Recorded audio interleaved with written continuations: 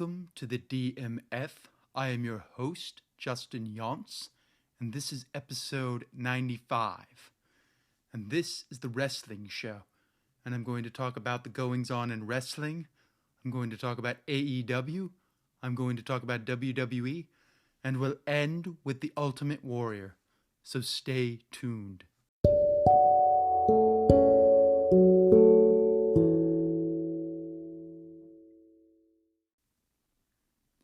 So let's start with New Japan. The big news is that WWE may be building a relationship with New Japan to be New Japan's exclusive partner in the United States. Now, this deal is being done by Nick Khan. Nick Khan has been pretty much the head guy. He's the guy that got them Peacock. He's been negotiating new TV deals. He's pretty much earned his keep, but that is the thing they're looking at is New Japan.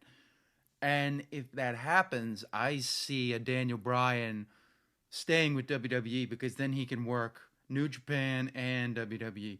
Or maybe he wants a non-exclusive contract and he wants to go wherever he wants to go, which that could happen as well. But yeah, this is big. We haven't seen something like this from WWE since like the 1990s. They've mainly been an exclusive company. I mean, they have kind of a partnership with Evolve before Evolve went under. But, I mean, this is kind of amazing. I mean, are we going to see Roman Reigns versus an Okada? Are we going to finally see Tanahashi versus John Cena, which would be a really amazing match? But we'll have to see. This is kind of amazing. I mean, I kind of couldn't believe it when I read this. This happened on Friday.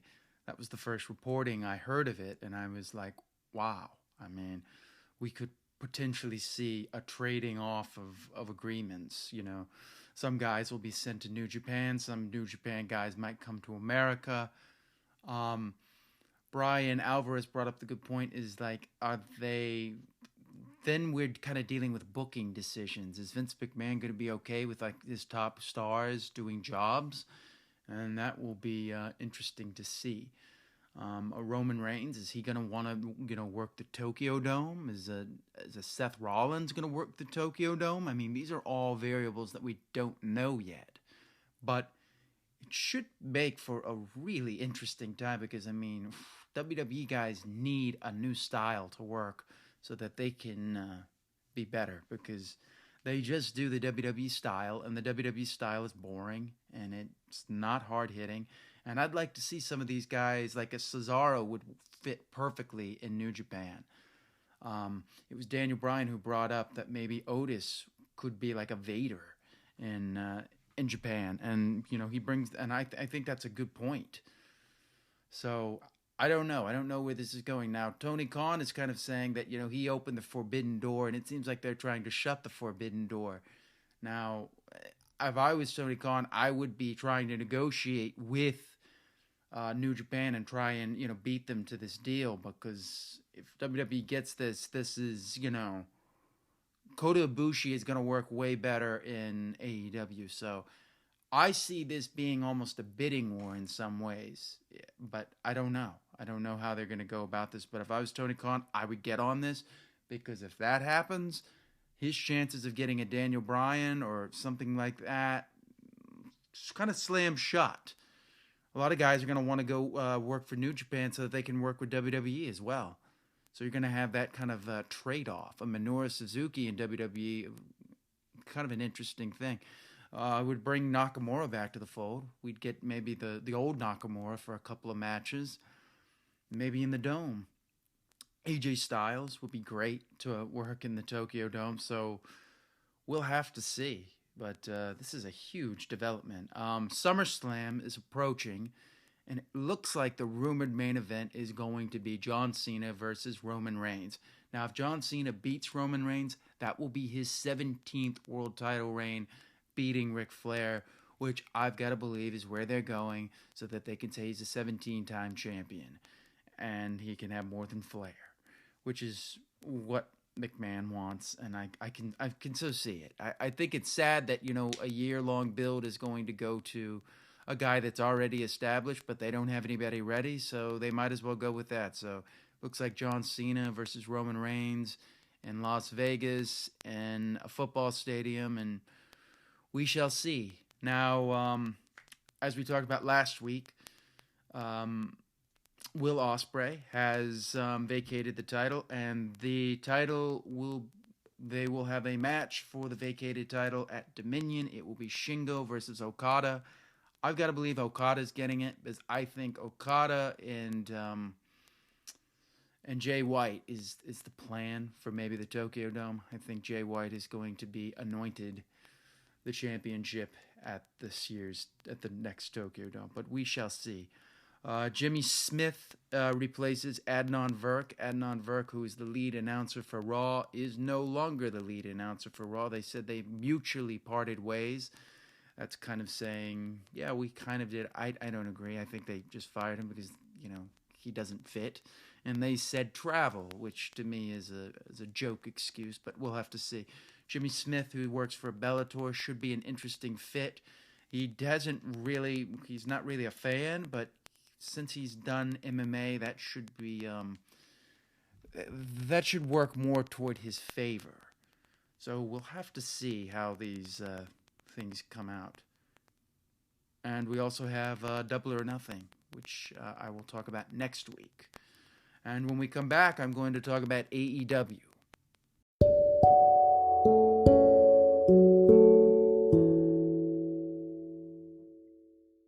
Let's talk a little bit about the feuds that we're seeing. I really like the Orange Cassidy versus Pac versus Omega. I like the way that feud is shaping up.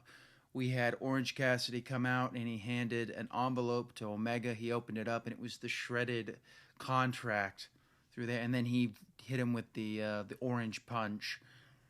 And they had a kind of a brawl or whatever. And it was good. I think it makes Orange Cassidy look good. I don't think Orange Cassidy is going home with the title, but he is more popular than ever because this was the first Dynamite. They're building to full capacity again, and I think they had more fans this time, and it was really cool. And Orange Cassidy is really over. They love him, so I just see him continuing to build. Omega, I want him to feel more special. He kind of just feels like a guy on here, and I don't know why, and I don't want that. I want him to feel like the champion, but in some ways, he just feels like a guy, and I don't know what to say about that. Pinnacle versus Inner Circle. Inner Circle came out and had a big celebration. They had Bischoff out there, and Bischoff showed a thing of all the stuff that the Inner Circle's done. I mean, the Inner Circle is like the first stable in AEW, and they've run roughshod over the whole company. And now the Pinnacle's there, and Bischoff did a great job of kind of emceeing this. And then we see MJF has tied up Dean Malenko backstage, or back where the football stadium is. And so they run out there, they get ambushed, and Ortiz and Santana get pile drive through two tables. So I've got to believe Inner Circle's winning at Double or Nothing, but we'll have to see. I like this feud. I think MJF has really shown he can carry a stable, and I like it. The other thing that was really cool on the show is Hikaru Shida. It is been a year she's been champion. And she came out, and they gave her a new belt. And then we had Britt Baker come out, and she attacked her. I've got to say this about AEW. Can they stop doing the thing where they do something and then they get interrupted? It seems like every time they do an interview in the ring, it's going to get interrupted. It feels repetitive. I don't like it. They need to fix that. Britt Baker's great. I see Britt Baker being the one to beat Hikaru Shida. It's sad that, her reign didn't get to feature fans, but who knows? They may prolong it a little bit longer. But I like that. Darby Allin had a match, and then they were attacked by Ethan Page and Scorpio Sky. And they had a big brawl, and it looks like, Sting and Darby, Sting is kind of like being put out of commission so that, he'll not be in the match as much. Darby's doing a great job. He's really over. The other thing that I really love is Miro. Miro came out, and he took on basically a job guy in AEW, but they gave him a lot of hope spots. But then Miro just crushed him, and then he put the camel clutch on him, and he sat back and he did it. As I said last week, I see this guy in a year being champion. He's their monster. He's their Brock Lesnar, and he does it really well. And when he says game over, it's awesome. Miro versus Lance Archer should be a good match. I would not beat Miro here. I would not beat Miro for like a long time because this is the way to get him over. Page had a match with Joey Janela that ended up with Brian Cage coming out. Hangman Page had blood all over his face, and he said, he challenged Brian Cage to fight him, without Team Taz. And it looks like that's kind of where they're going. And this will probably lead to Brian Cage, the Machine, breaking up with Taz, but we shall see. Cody and Anthony Ogogo had their weigh-in. It was done by Paul White, formerly of the Big Show. It was okay. I don't really like this Cody versus Anthony Ogogo feud, but you know what? He's doing a good job with it. But it's just not for me. It's not one of the things I like on the show. But other people are enjoying it, so it should be good. The Bucks versus Kingston and Moxley. They didn't really have a lot of development here. Kingston and Moxley did a promo backstage. That should be a really good match to see. As always, AEW Dynamite is so much fun to watch. It doesn't feel like a chore to watch it, and it just flies by. I think Double or Nothing is going to be great. And if they do have Daniel Bryan or Bryan Danielson, close the show with him, have him come out, and let Omega and them have the stare down. That's the way to go. But as I've said, we shall see.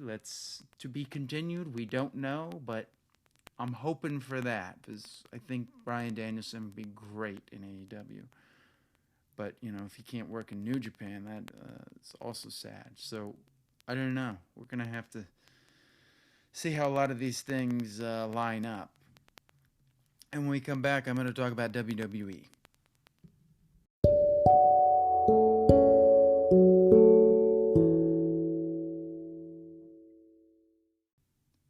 So WWE, I'm just going to say right now, let's start with Raw. Raw sucks. I have nothing else to say about it. It's awful. I hate the show. So I'm going to take this time to talk about Alexa Bliss because what happened to her is sad.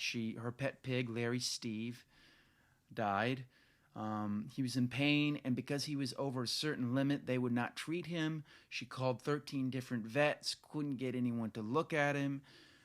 She found one vet that would see him, but she would have had to transport him, and he was in so much pain. So poor little Larry Steve died, and she had to watch him in pain as no one would help her.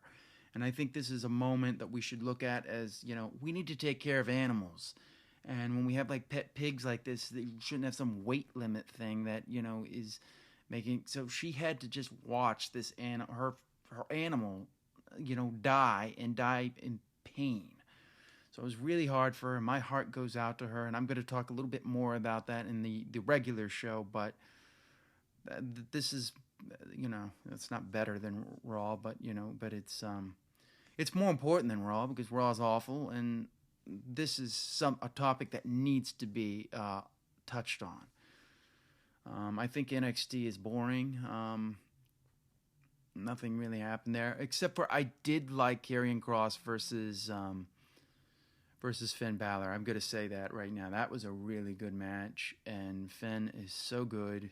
And I think Finn is probably headed back to the main roster, but I'm like, for what? There's nothing there to do. But it looks like Finn and Karrion Kross, he put Karrion Kross won again, and it was a good match. That's all I have to say about NXT. Let's talk about SmackDown. It looks like they're building to the Usos and the Mysterios. So the Usos are kind of back together, but Roman doesn't want them back together. The Usos defeated the Street Profits, so it's going to be the Usos versus Dominic Mysterio and Rey Mysterio. And we'll have to see. I think maybe something happens and they don't get the tag titles, and that leads to Roman versus Jimmy at the Hell in a Cell. I don't know where else they're going. Roman seems like he has no program other than Jimmy, so that's where it's got to be going. This is all holding pattern until he gets to Cena at SummerSlam, because that's the big thing that's happening. Seth cut a promo, no Cesaro, but I got to believe Seth versus Cesaro will be at Hell in a Cell, and that should be an interesting thing. There's not really much that happened other than that. It looks like we're just gonna get rematches, nothing really important happen. It's such a boring show. It's a slog to watch through, and I will say there was one thing I did like on SmackDown.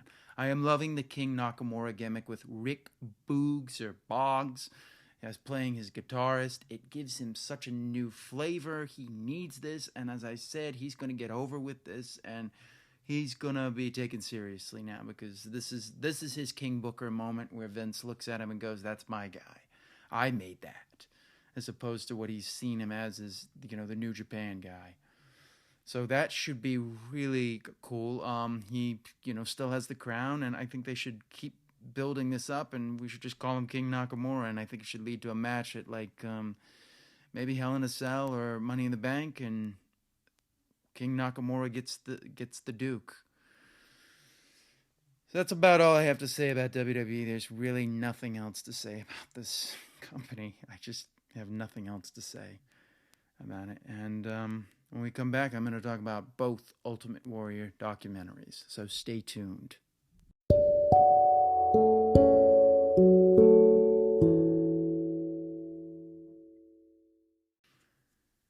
So let's talk about the Ultimate Warrior, the documentaries. These were both really good in some ways and bad in other ways. They both kind of told the same story at the end of the day. A&E is a longer version and a little bit more fluffier, whereas Dark Side of the Ring is really focusing on the problems that he had. And we got the two wives. In the A&E documentary, we have Dana Warrior, and in the other one, the Dark Side of the Ring, we have his first wife, who saw him through the 80s. So we've got these two different visions of that. They talk about, his, kind of Republican stances and his very, strict conservative stances that he was talking about with his, where he talked about Katrina. They didn't really hit enough of that in the A&E documentary. We got more of that in the Dark Side of the Ring. The A&E documentary, feels more like, Vince's thing. They bring up the SummerSlam situation where in 96, but that's when he came back. 92, or is it 91 SummerSlam, where he claims he holds up Vince for money. Vince agrees to all these terms, and then he goes back on the deal, and they both talk about that, but they don't talk about how he agreed to it. They make it sound like Vince was this genius or whatever. The Dark Side of the Ring really goes into his anxiety. They never mentioned that he had anxiety in the A&E documentary. The A&E documentary feels like a lot of holdover from the self-destruction of the Ultimate Warrior. Whereas the Dark Side of the Ring, you find out that he was very much a man crying out in pain, and his ex-wife really talks about how it hurt him that people didn't see him good and didn't see him as good as Hogan. And I think that wore on him, and that led to him, wanting to lash out. And he wanted attention. He wanted to be Hogan for Vince, and in some ways he didn't see it. Dave Meltzer made the mention, because Cornette, is on the Dark Side of the Ring, and he says that they smashed him over. But Vince only started really pushing Warrior when he started getting over. That's when he kind of went with him. It wasn't like he was his guy from day one. He had a look. He had an amazing look. His ex-wife and the Dark Side of the Ring really talks about the music, and the music really led him to there. She talks about how he cheated on her, and that kind of led to the end of their marriage, and it's really sad. They talk about how they became friends again, and when she met her husband, they both decided, and he met his wife, Dana. They both decided that they needed to separate, but he took her hands, and he says to her that, I always loved you, I always took care, and I'm sorry I wasn't as, good as I possibly could have been. And she's crying, and she's telling us it's such a poignant story that they're really putting out there. But I liked them both. The A&E one talks more about the steroids. They don't really touch steroids in the Dark Side of the Ring. They talk about how he's kind of a loner in both of them. He was hard to work with. You get more of the Sting side of things in the A&E one. But it was cool to have his ex-wife there who saw him through the 80s and saw the thing and supposed to WWE's, fluffy version of what they think he was.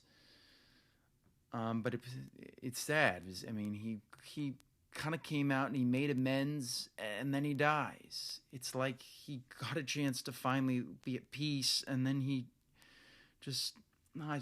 for me, as a person, that loves, wrestling, I see these guys, they just don't really know how to deal with somebody who's sensitive.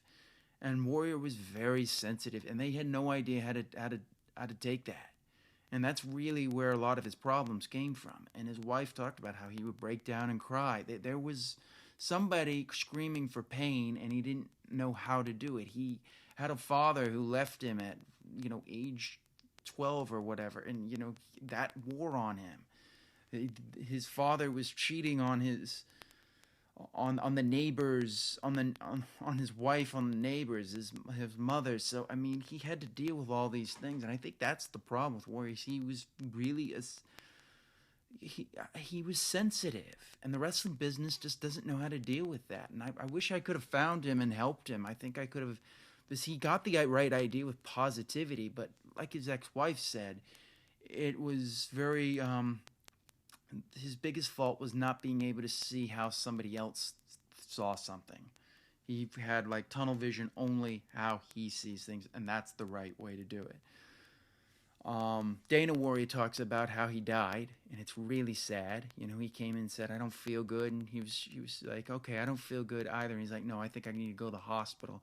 So she told the kids to stay there, and as they're walking out, he just fell like a tree, and she couldn't brace his fall, and then he died, and she weighed the idea of whether she robbed the two children of the last moments with their father, and that's got to be something that really, that just has to weigh on Dana, I'm sure, and probably to this day it still hurts.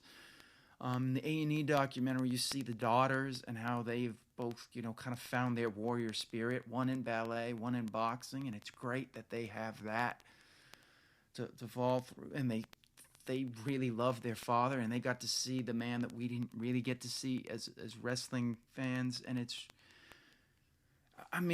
they both tell the same story in different ways, and it's just sad because the thing you get out of it, he was somebody who was sensitive and had anxiety, and he really needed help, and he's in a position where he can't really ask for help.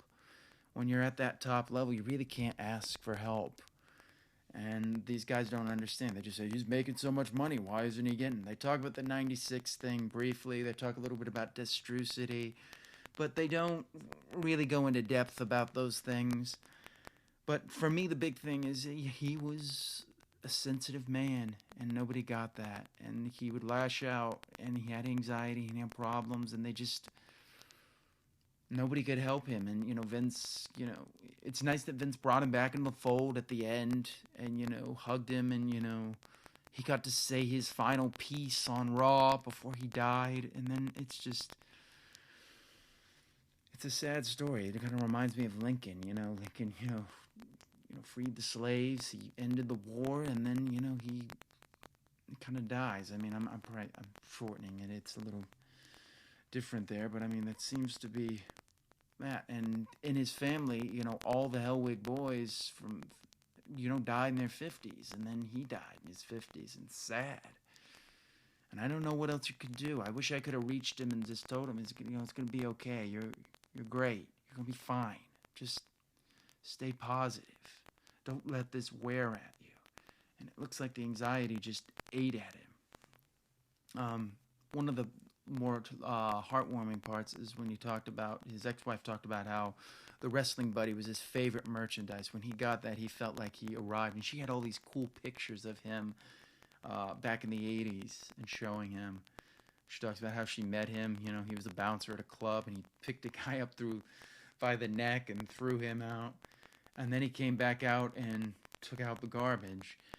And she said, you know, he said, "Oh, you saw me, you know, take out the garbage." She's like, "Yeah, both times." And the ex-wife really talked about how funny he was. It seems like the conservative stuff came because he was really listening to Rush Limbaugh. They kind of blame it on that. He seemed to be very impressionable, but nobody will forget him. And you know, they may say he's a legend in his own mind. In some ways, no, he's a legend in this world because everybody remembers him. And at least he got to, you know, die with peace, knowing that, you know, people loved him and he got to make amends with the things that happened. But I really enjoyed both these documentaries. The Dark Side of the Ring I really liked more because we got to focus more on the people and it wasn't just WWE telling the story that you've already heard. They talked about the Dingo Warrior. They talked about his nonsensical promos and how he would get in the car with his, you know, ex-wife at the, you know, real wife at the time, and he'd be like, "What did I say?" And they would laugh about that. So she talked about how there was a lot of humor to him, and they never bring that up in the A&E documentary. So I like the Dark Side of the Ring better, but it was really interesting, and I just feel bad. I wish I could have reached him. Could have shown him meditation. I could have shown him, you know, he doesn't. He can get through this, but it's not to be. But he was great and flawed at the same time. And with that, I think that about wraps it up. I want to say thank you for listening, as always. And you can find me at Justin Yance, and I will see you next time on the DMF.